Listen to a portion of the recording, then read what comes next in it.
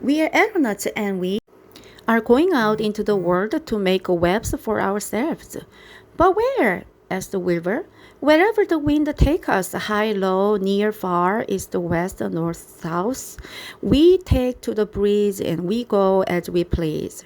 Are all of you going? Asked Wilbur. You can't all go. I would be left alone with no friends. Your mother wouldn't want that to happen, I'm sure. The air was now so full of balloonists that the barn cellar looked almost as enough mist had gathered. Balloons by the dozen were rising, circling, drifting away through the door, sailing off on the gentle wind. Cries of goodbye, goodbye, goodbye came weakly to Wilbur's ears. He couldn't bear to watch any more. In sorrow, he sank to the ground and closed his eyes. This seemed like the end of the world to be deserted by Charlotte's children. Wilbur cried himself to sleep. When he woke, it was late afternoon. He looked at the egg sack. It was empty. He looked into the air. The balloonists were gone.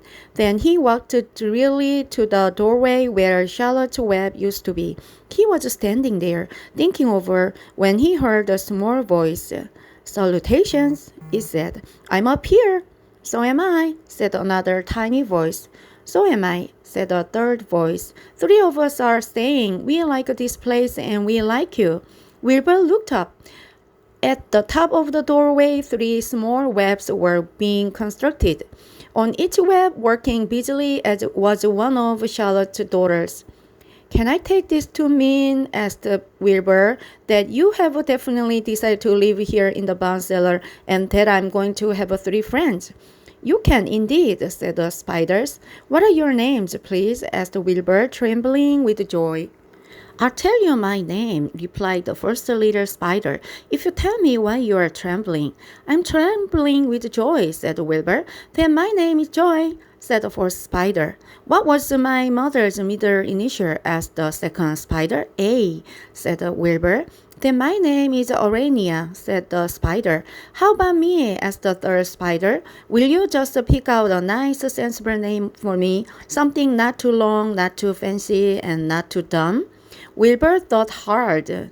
"Nellie," he suggested. "Fine. I like that very much," said the third spider. "You may call me Nellie." She daintily fastened her orb line to the next spoke of the web.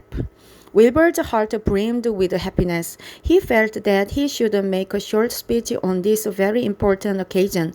"Joy, Aurania, Nellie," he began.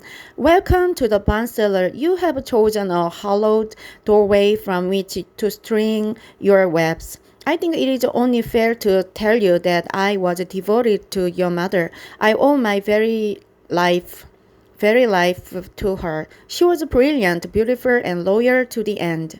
I shall always treasure her memory. To you, her daughters, I pledge my friendship forever and ever."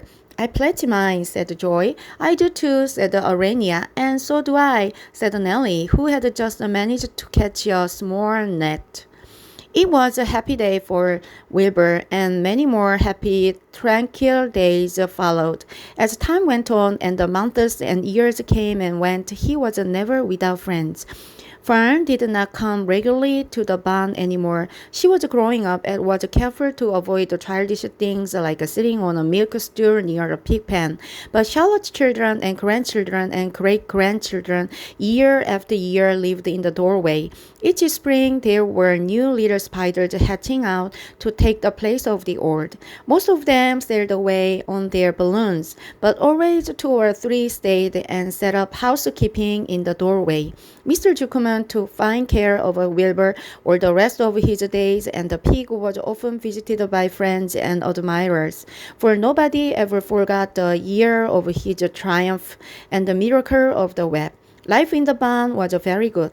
Night and day, winter and summer, spring and fall, dull days and bright days. It was the best place to be, thought Wilbur, this warm, delicious cellar with the cruellous geese, the changing seasons, the hard heat of the sun, and the passage of swallows, the nearness of rats, and the sameness of sheep, the love of spiders, the smell of manure, and the glory of everything.